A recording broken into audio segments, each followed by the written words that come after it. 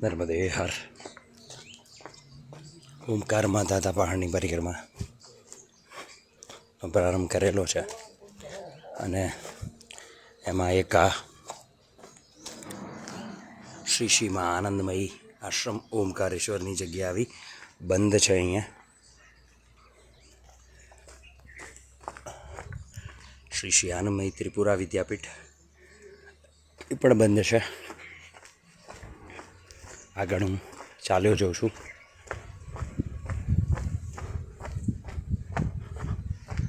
એકદમ દિવ્ય લૌકિક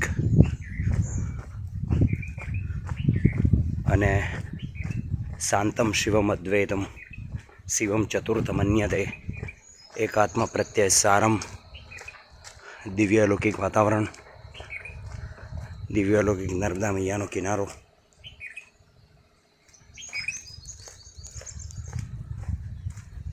આજે ઓમકારેશ્વર તે પહેલાં મમલેશ્વર આ બંનેમાં જળ ચડાવી અને પરિક્રમાનો જે અંતિમ ભાગ હતો એ પૂર્ણ કરેલો છે. એટલે પૂર્ણાહુતિ થઈ ગઈ.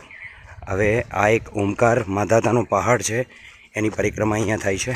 તો તે પરિક્રમા કરવા માટે હું આવ્યો છું. નર્મદે હર, નર્મદે હર, નર્મદે હર, નર્મદે હર. શ્રી રામકૃષ્ણ તપોવન આશ્રમ આવ્યો છે. શ્રી આનંદમયી આશ્રમ છે પણ આ બંધ છે.